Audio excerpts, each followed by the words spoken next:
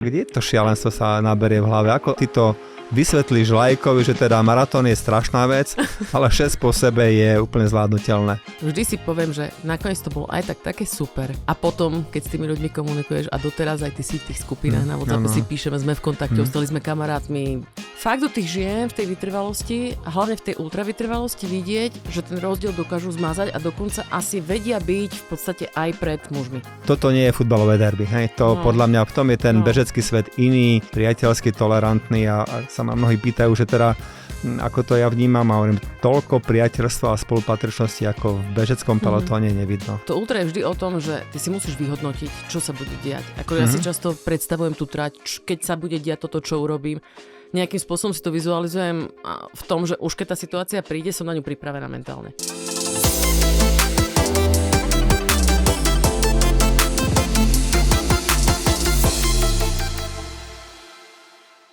Dobrý deň, poslucháči, diváci, je tu opäť Marathóncast a našim hosťom dneska je výnimočná žena. Ivana Butoracová, profesorka, pedagóg, športovec, influencer a veľmi zaujímavá osoba. Takže dneska hovoríme s Ivanou Butoracovou. Ivana, vitaj. Ďakujem veľmi pekne za pozvanie. Prezradila si mi, že si dobehla práve z tréningu, ale takého nie úplne vlastného. Odkiaľ si prišla a kam sa budeš vracať? Prišla som do štúdia vlastne po tom, čo som odviezla dcéru aj kamarátku na tréning v Košiciach, lebo trénujú za Atletiku Košice a budem sa potom vlastne vracať po nich a naspäť domov do Prešova. Takže všetko tak sklbujem dokopy. Čiže len si odskočila do štúdia, aby si mohla svoje deti viesť k športu, k tomu, čo aj ty máš sama rada. Tak nejak. No dobre, tak vraciaš sa do Prešova, študovala si v Košiciach, učíš v Trnave, kam ty patríš? Tak ja som Slovenka srdcom. Či si svetoobčan, alebo kam sa zaraduješ dneska? Ja som asi stále ten taký východňar. Fakt, aj mám to tu hrozne rada. Mal som veľa možností žiť inde, cestovať inde, ale stále si myslím, že doma je doma, že fakt tam je tá rodina, to zázemie, všetci tí kamaráti, priatelia, rodičia, brat. Čiže pre mňa je doma Prešov. Ako určite to by som nemenila. Ale áno, pracujem v Trnave a v podstate veľmi veľa cestujem. Fakt, či už skrz šport na preteky, alebo teda pracovné povinnosti a rôzne meetingy, stretnutia, workshopy, takže je to také pestré, no ako je málo kedy by som povedala, že som fakt, že doma, že by som bola treba z mesiac v kuse doma, to asi nie. To a čo ťa trvá? Koľko tam tráviš času vlastne z týždňa, z mesiaca, z roku? Vieš čo, tak teraz som bola v podstate na 4 dní minulý týždeň, teraz som týždeň tu za 7 blokovo, čiže ono sa to dosť strieda. Sú hektickejšie obdobia na tej vysokej škole, to znamená semester, prednášanie, projektové stretnutia, alebo teda meetingy a tak. A sú potom také tie pokojnejšie obdobia, prázdniny, zimné, letné. Čiže ono sa to dá vykompenzovať. Je toho cestovania už niekedy veľa, ešte keď to spájam, že preteky. Autom, vlakom? Akokoľvek. Väčšinou autom, lebo je to najflexibilnejšie a mne to naozaj šetrí strašne veľa času. Na druhej strane aspoň iba im nejaké telefonáty v tom aute. A prečo Trnava? To bola úplne náhoda v roku 2012-13 a sa v podstate budovala fakulta sociálnych vied a ja som tak nejak bola súčasťou toho, keď sa začínalo. A musím povedať, že som veľmi taký asi lojálno perfekcionistický človek, že keď niečo niekde začnem, tak som tam veľmi rada aj budujem ďalej a dokončím a neprelietavam z úlohy na úlohu, takže mne to fakt vyhovuje aj kolektív ľudí, ktorí tam sú, aj to, čo robíme, vidím, že to má zmysel, čiže je to fakt super. A taká rýchla kariéra, nie? Mladá profesorka, no, vek neprezradím, ale jedna z najmladších histórií, či nie? A ja ani neviem. Ani nevieš. Popravde neviem. Ale rýchla kariéra. Ja som asi všetko robila na 150%. Už počas vôbec môjho štúdia na strednej škole, na vysokej škole. A nejak tak... Takže malo to prísť a prišlo to. Asi tak. A ono, keď niečo... človek možno ani za tým tak, že nejde, ale skôr keď niečo robí naozaj s tým, že to chce robiť, tak ono sa ten výsledok potom vráti naspäť. To je... Aký si pedagóg? Prísny? Ľudský. Asi ľudský by som sa Vyhazuješ za skúšok? Vyhádzujem zo skúšok vtedy, keď vidím, že to má pre toho študenta zmysel. To znamená, že možno sa na celú zamyslí, možno sa poučí, možno sa pripraví. Keď vidím, že to zmysel nemá, tak proste aj ja si poviem, že na čo venovať čas a energiu niekomu, kto o to nestojí. A akých máš študentov, teda v ktorom ročníku v tej fakulty? A teraz mám doktorantov, prvákov a plus mám vlastne magistrov, ktorí sú druháci. Teraz v letnom semestri. Čiže už v podstate tí starší, tí končiaci. A tušia? Čo ty robíš? Tušia, nie? Okrem toho, že ich učíš a skúšaš a trošku dusíš? Neviem to úplne povedať, len kvôli tomu, lebo škola sa v podstate dosť tak propaguje tou cestou toho programu študijného, alebo tých študijných programov, ktoré vedie a tými aktivitami fakulty. A až v poslednom čase vlastne sme začali ísť aj marketingovou trošku cestou propagácie ľudí, ktorí tam sú, taký ten bežný život. Takže asi niektorí už si ma spájajú s tým behaním. Ale neviem či všetci vedia, že áno, Butoracová to je to, čo behá tie ultrabehy. To si nemyslím. Tak plynule prechádzame od školy k tomu behu. Ja mám na Trnavu jednu takú, ani spomienku, ale jeden tvrdé dáta. My sme robili štatistiky a Trnava nám vychádza ako veľmi bežecké mesto. Vysvetlím aj prečo. Na počet obyvateľov do Košíc na jeseň chodí extrémne veľa Trnavčanov. Viac ako Trenčanov, viac ako Žilinčanov, menej ako Prešovčanov, to je logické, ale Trnava je bežecké mesto. Myslíš si to tiež? Citeľne oveľa viac ľudí beháva celoročne. To znamená nielen počas toho leta, keď je to počasie fajn, keď večer je vidno, že nie je tma tak, to také komfortné behanie, čo máme všetci radi, ale fakt aj v zimných mesiacoch, v podstate v akomkoľvek počasí stále stretneš ľudí behávať. A kde tam trénuješ, keď si v Trnave? Tak buď som na štadióne, teda v podstate neprístupnej verejnosti, alebo chodíme do Kamenáča, alebo chodíme okolo Trnavy, tu tak obehnem 30 km vybavené, čiže kdekoľvek, v podstate, kde sa dá. Tak a sme pri behu a to je Marathóncast, takže samozrejme, keď sa človek pozrie do tých štatistík, tak si uvedomí, že je to 10 rokov od tvojho maratónskeho debutu, ktorý ale nebol v Košiciach, ale bol v Čaci. Prečo v Čaci? Tak ten maratónsky debut, úplne taký, že ale nepretekový, tak ten bol už predtým doma v Prešove. Ale v Čaci preto, lebo ja som vtedy mala vlastne rok a pol veľmi aktívne zlé stavy alebo problémy s platničkou. A v podstate ten jún bol prvý mesiac, kedy som dokázala behať bez bolesti. Tak som hľadala prvý maratón, ktorý sa nájde, aby som vôbec nejaký konečne zabehla, lebo ja som potom strašne túžila tie dlhšie trate. A vtedy prišiel kamarát Marek Mockovčiak s nápadom, že nepojme do Čadce, že tam sa beží akože maratón. Ale ja som vôbec nevedela, do čoho idem. No jasné, presvedča ma nemusel, to bolo jasné. A toto ma naozaj tak, že zaskočil, že ja som si tú prvú maratónskú pretekovú premiéru žila úplne so všetkým, čo k tomu patrí. Proste od nevoľnosti, vrácania, cez zimnice, klepačky, 37 stupňov tam bol na štarte, to bolo proste celé zle. Ale zase na druhej strane som si povedala, keď toto človek prežije, tak už asi prežije aj to ďalšie potom, vieš. Že... No a dneska je viac ako 70. A zbieraš ďalšie. Prezradím, že teda 9 v Košiciach, to si musíme pozrieť, keď ťa pozývame do Košického Marathoncastu, takže 9 košických, ale máš to také veľmi, veľmi pestré. Čiže hľadáš tie slovenské, košické a z tých zahraničných, čo ti tak rezonuje, čo sa ti páčilo? Prezrať, pozvi niekam priateľov, kam by si s nimi išla ešte raz? A to asi strašne závisí od toho, čo čakáš od toho maratónu. Keď to má byť fajn víkend a popri tom si zabeháme, tak určite Tallinn, to bolo fakt akože super, alebo Valencia bola fakt výborná. Valencia je dneska pupok bežeckého sveta, lebo je tam niečo, dokonca už špekulujú, že čo je tam vo vzduchu, čo je tam na tej trati, ako to more, ten stredozemský nejaké fluidum, lebo Valencia je najrýchlejší maratón, a nielen maratón, polmaratón, 10, robia tam toho veľa, takže Valencia opantáva ľudí. A ja si myslím, že Valencia je veľmi špecifická tým, že široké ulice, úplne hladké rovno, nemusíš dávať ani že pozor pod nohy, že kanály a tak. Jediný vietor máš na križovatkách, ináč tie budovy v podstate ho tlmia. Všade je tieň, 90% trate je vždy tieň, lebo tie budovy. Áno. A v podstate to počasie je tam z 99% stále fajn. Ako Valencia je úplne super na behanie, to je proste...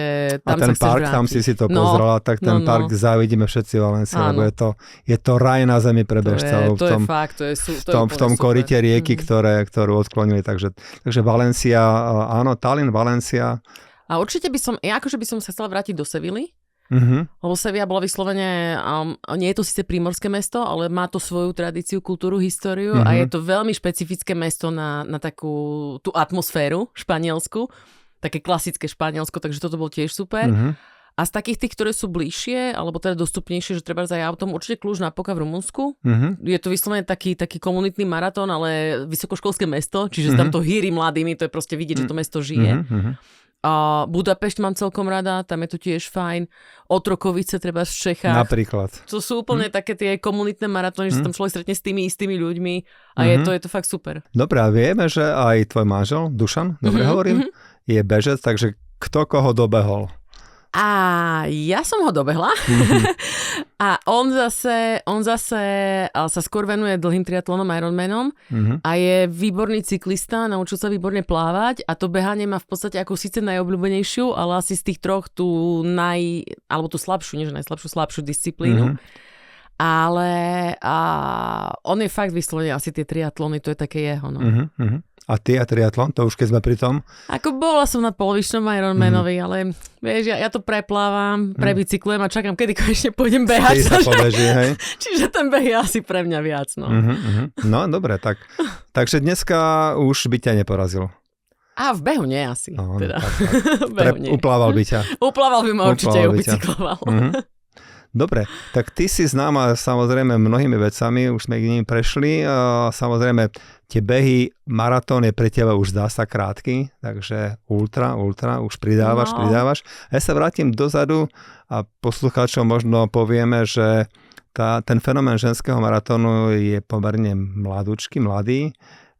Neveriac, že ľudia okolo športu ešte v roku 1968 povedali, že ženám tak stačí 800 metrov na dráhe, všetko na to, že je veľmi nebezpečné. Až v Mníchove 72 im povolili 1500 metrov a potom sa to rozbalo. Takže tie predsudky boli obrovské, ale predpoklady žien podľa mňa sú významné. Povedzme si niečo o tom, kde vidíme prednosť možno, alebo predurčenie žien pre vytrvalostný beh. Ako sa ty na to dívaš? Vieš čo, v prvom rade pre mňa maratón je asi fakt taká tá najobľúbenejšia vzdialenosť, že to je také, že keď idem behať, tak idem 40, to je fajn. A ja som zistila, že čím viem fungovať ako keby dlhšie v tom tempe, je pre mňa jednoduchšie, než snažiť sa zrýchľovať treba za na polku alebo na celom maratóne. A hlavne je mi to také, že je to komfortnejšie, že to viem zregenerovať oveľa ľahšie. Keď dneska zabehám 50, zajtra môžem ísť zase. Keby som dnes zabehla rýchly maratón, tak zajtra budem už trošku asi taká, že rozbitejšia. A myslím si, že práve to je akože veľká devíza žien a ukazuje sa to aj v tom ultra, kde ten rozdiel, ako vážne, keď už sa rozprávame, že o 24 hodinovke alebo 12 hodinovke, sa zmazáva. Ten rozdiel sa zmazáva.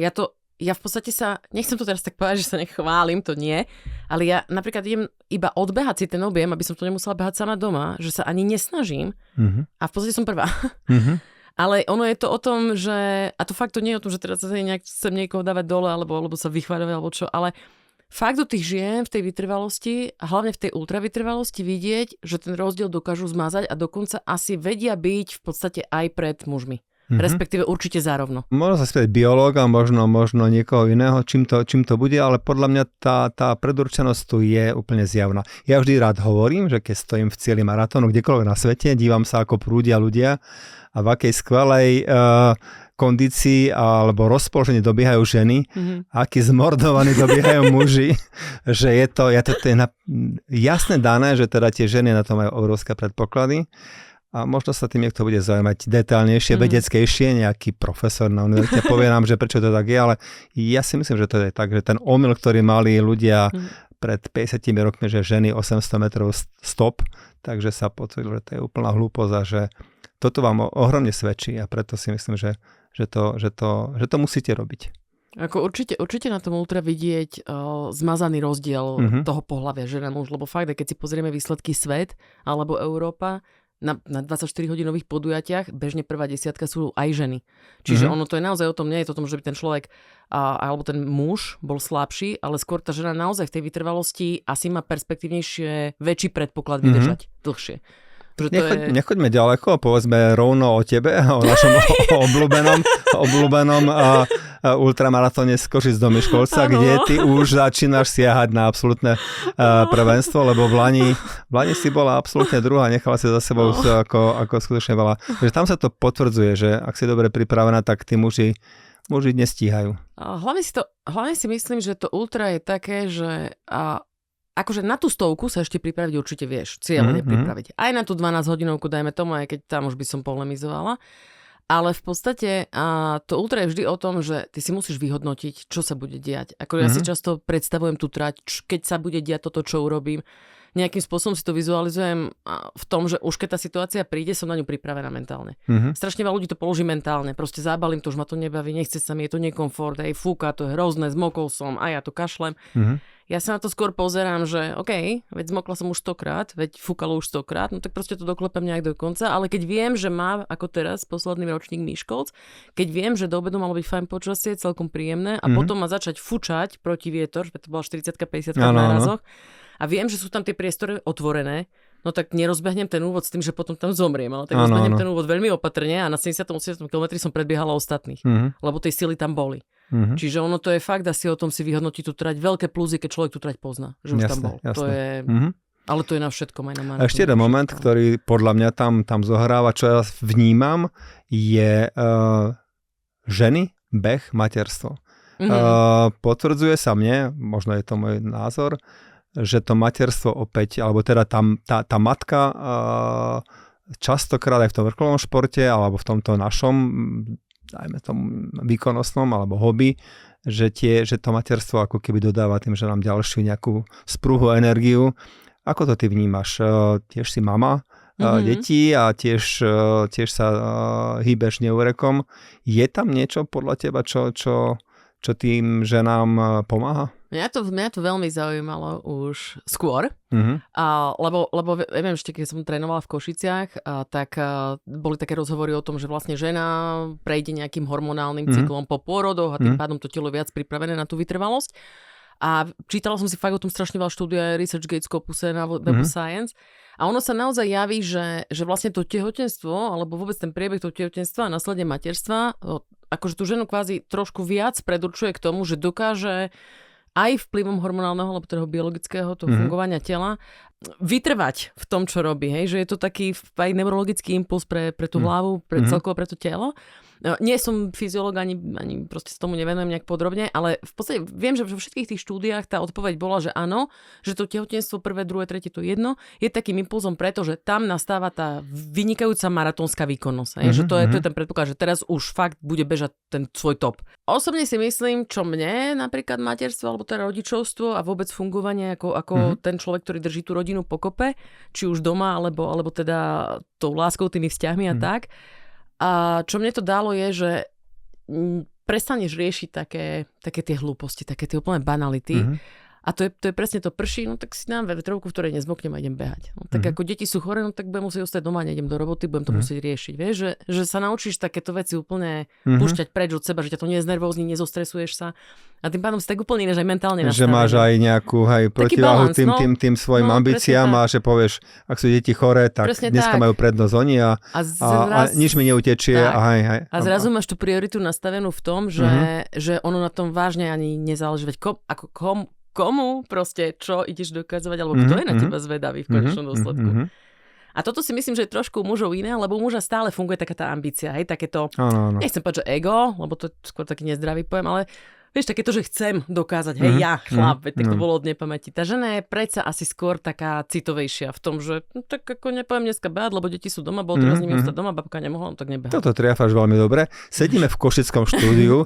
Prišla si z Prešova a toto je téma Prešov, Košice samozrejme a hlavne teda možno futbalové derby, akékoľvek derby. Tak čo povedať k tomuto? Ja vnímam, že ten Prešov sa tiež úžasne rozbehal, tak povedz nám niečo, aký je bežecký Prešov v posledných rokoch najaktuálnejšie. Čo tam sa deje? Myslím si, že veľmi Prešovu pomohlo to, že sa skopíroval koncept takých tých súťaží, ako sú Košice, alebo ako je Bratislava a tie také série, zimná, letná, neviem aké. A tí ľudia sa vyslovene potom nastavili na tie komunitné tréningy. Či už to robí Prešov Running Series, alebo to robia chlapci z Let's Move, tiež výborná aktivita, alebo Prešov Trail Running.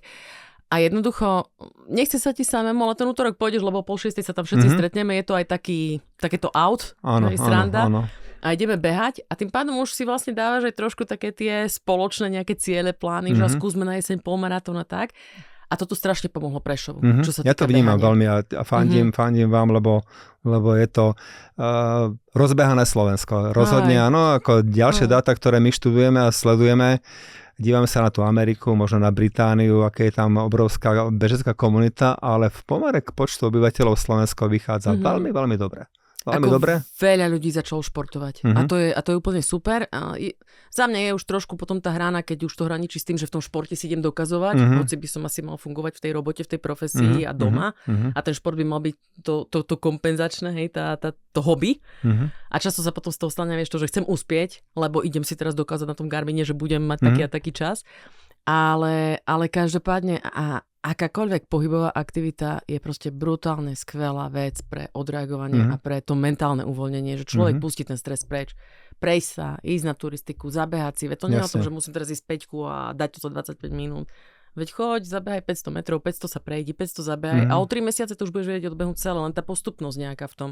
Nie, že nie ten hurá systém, ale je to veľká vec. Takže Prešov, keď som o tej Trnave rozprával, tak samozrejme Prešov je veľmi blízko Košic, takže tá bariéra je témer žiadna.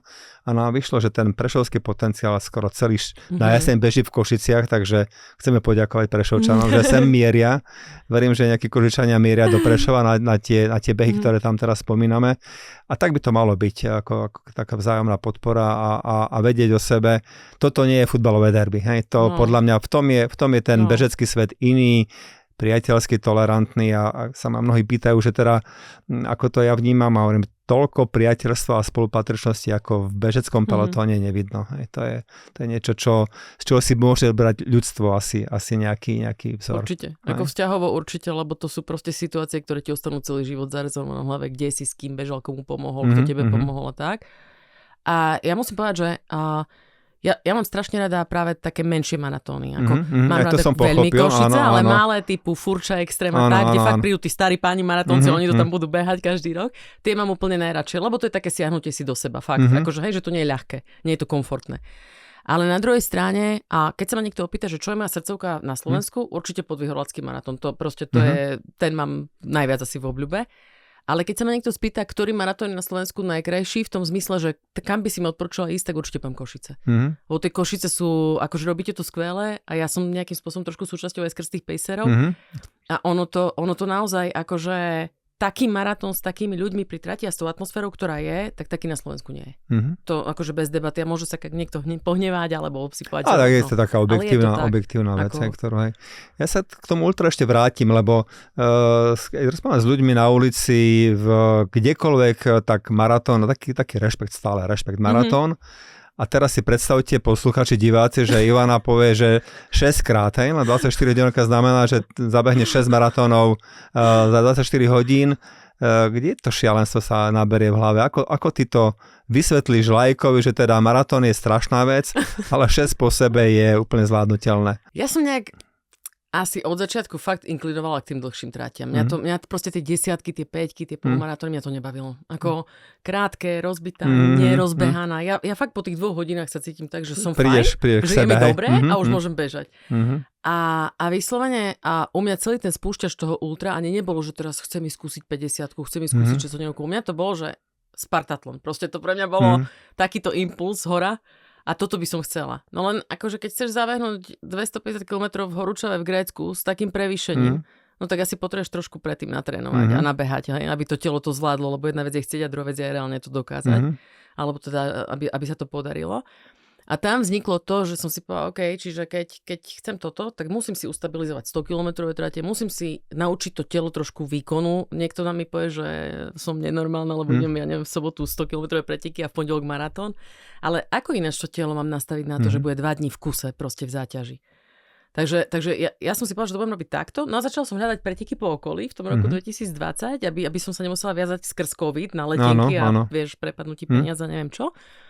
Tak som začala hľadať Maďarsko, Čechy, Slovensko, Poľsko. Dostupné auto, kam sa dalo cestovať. No a postupne som sa vlastne dostala k tomu, že ja som ti prišla na to, že mne to nevadí. Ja som zabehla 6 hodinovku a mne to prišlo, že sadla som do auta, odšofrovala 3 hodiny domov a v pohode.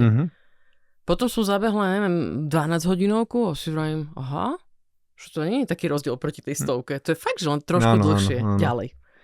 A potom prišla aj ten Balatón 211 km a z toho som naozaj mala trošku rešpekt, lebo neviem prečo ja som si vystávala v hlave, že Balatón je toto menší. Bude ťažké. Alebo Balatón je menší.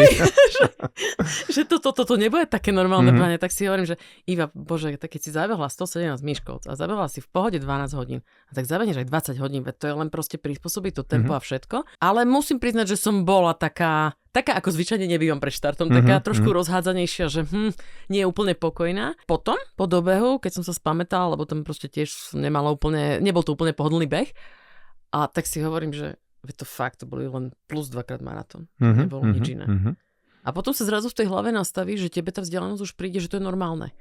A ja keď sa s niekým rozprávam, že nie je to úplne v pohode, tak na teba pozerajú, že teda o čom hovoríš, že to je šialené, že to je úplne normálka v pohode. Tak sa prestavíš, vieš, tak ako keď urobíš 10 maratónov, tak 13 už ti príde, že to idem bežať maratón. Jasné.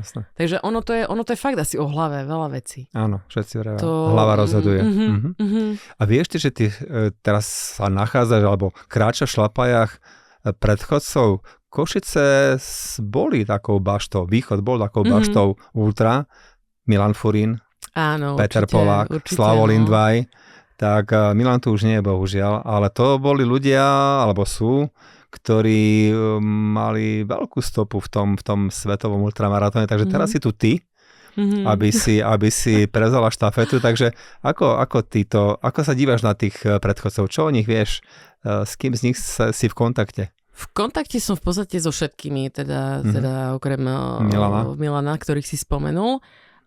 Lebo ja si stále myslím, že a však vedia, ja som akože vedec a myslím si, že tá veda posúva veci ďalej, ale ja si stále myslím, že toto, čo prežili oni a 50 rokov naspäť, kedy nebola výživa, kedy sa miešali nejaké zasadité zmesi v lekárniach a nedali sa kúpiť jonťaky ako dnes, kedy proste behali v topánkach bez tlmenia, to bolo o tom, že ten človek na to proste musel fyzicky mať a dostať sa do toho stavu, aby to urobil. A Slavo Lindvaj mi strašne veľa vecí poradil. A Ľubo Hrmo mi strašne veľa vecí poradil. A Peťo Polák, on je úplne zlatý, on je na každých tých ultra pretekoch, sa tam stále stretneme, moja zlata vysmiata. Že oni fakt vedia a veľa vedia, len možno tým, že asi mizne taký trošku rešpekt u tých mladých, ku staršej generácie. Je to také, že kývneš ruku a čo on ti môže povedať. Ja si naozaj myslím, že môže mi povedať veľmi veľa. A hlavne, keď sa neopýtam, tak neviem. Autentické zážitky, skúsenosti, internet je plný na rád, ale keď to niekto prežil. A je veľký rozdiel, keď máš vedomosť, lebo je kopa dnes ľudí, ktorí sú tréneri, odbehne 100 a má tú vedomosť šialenú, ale keď nemáš tú skúsenosť, to je niečo úplne odlišné.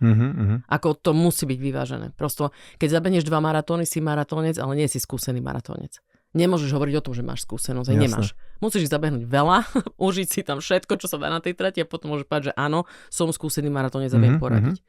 Hej, to je veľký rozdiel. Tak poďme ešte do Košic na chvíľočku späť, lebo je to pre teba krátke, na druhej strane sa tam vzdávaš tých svojich ambícií a poznáme ťa už dneska skôr ako pravidelnú, húževnatú, zábavnú vodičku, pejserku. Ale nie len to, ty sa teda vzdávaš tej svojej ambície, aby si pomohla ostatným, ale počas roka sa do toho ponáraš, že tých ľudí zháňaš, dávaš dokopy celý ten tím. Kde na to berieš čas a energiu? To je dobrá otázka, to je veľmi dobrá otázka a ja si ju kladiem bráňou úprimne každý rok. Aj tento rok si ju kladiem, či idem do toho. Kde na to beriem energiu, vždy si poviem, že nakoniec to bolo aj také super. A potom, keď s tými ľuďmi komunikuješ a doteraz aj ty si v tých skupinách na WhatsAppe si píšeme, sme v kontakte, ostali sme kamarátmi, voláme si, niekto niekde ide zavolať ako host tej skupiny. Mne to dá, ja potrebujem ten medziľudský kontakt, mne to dáva strašne veľa taká tá spätná väzba, že dačo dobre sa proste podarilo toho roku. A tiež je úplne pre mňa taký impuls, že tým, že Marek Barta z Bardeska to zastrešuje, tak s ním sa mi veľmi dobre robí. Rovnako ako s tebou. Čiže viem, že keď sa niečo povie, tak sa to rieši a tým pádom si povieš, dá sa to, keď je vôľa na všetkých stranách, dá sa to. Horší je ten čas, lebo ozaj akože aj v tej skupine vodičov vedia, že keď sa ozývam, tak sa ozývam sobotu večer, v nedeľu cez deň. A ja mám inú, ja napíšem do skupiny a prvá sa ozve Iva.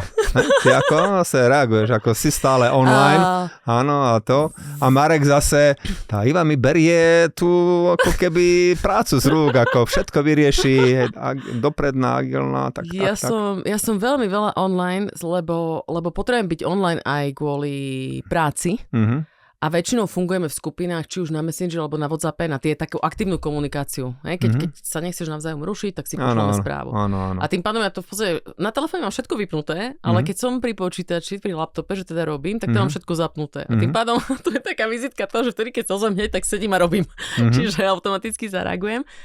Ono už to je aj tak nastavené, tá skupina vodičov a vôbec zháňanie tých ľudí a tak, že už to v podstate zaberá, musím povedať, určite minimálne o polovicu menej času, než ten prvý alebo druhý ten rok. štart bol, teda bol to reštart, lebo tá tradícia tohto tu je dlho. Peter Butz bol dlhé roky vlastne takou tvárou, dušou toho celého, ale teraz ste to kopli hodne dopredu vďaka tej práci, ktorú robíte a myslím, že nám to môžu závidieť teraz túto skupinu pacerov všade vo svete.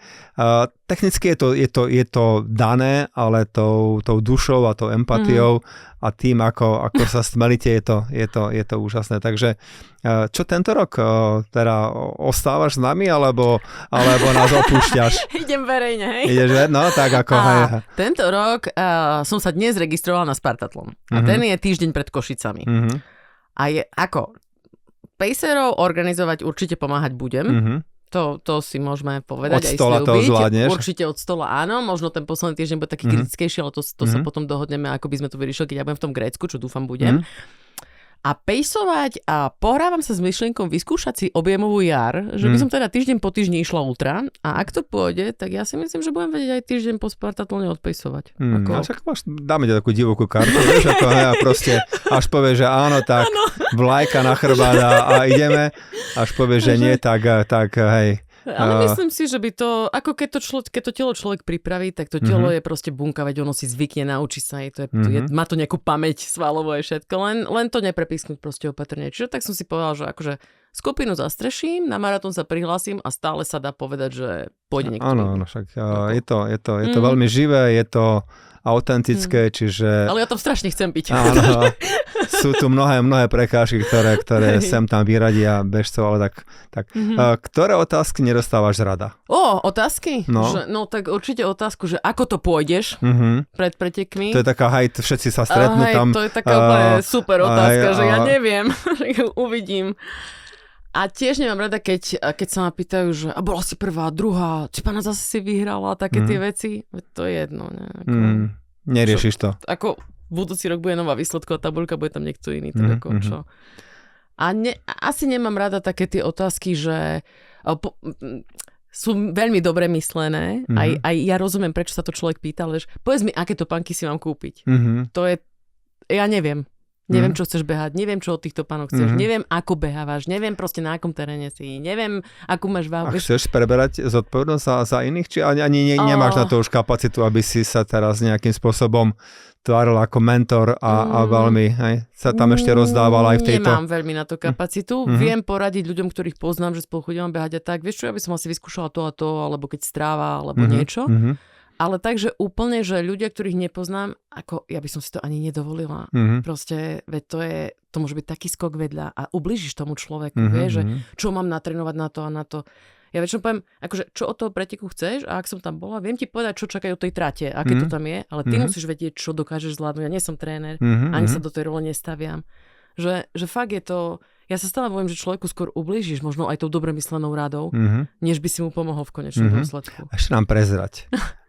Kde chodíš na ten nákazlivý smiech? Ja neviem. Keď ťa mám zaradiť, tak ja mám teba a potom človek, ktorý sa volá Patrik Hartl, český spisovateľ, občasný herec, ktorý keď príde k Šipovi do talk show, tak sa smeje tak nákazlivo ako ty. A ja sa strašne veľa smejem, ale ja som taká asi bola, že od mala, že ten život tak splynul oko mňa, všetci ma považovali za nejakú veľmi energickú a ja neviem, ADHD a neviem čo, ale ja len proste ten život fakt mám rada. Ako, čo, mám plakať? Tak nech ťa smiech neopúšťa. Ďakujem za návštevu. Dnešným hosťom nášho maratónkastu bola Ivana Butoracová. Ďakujem veľmi pekne za pozvanie ešte raz a pozdravím všetkých. Ďakujem.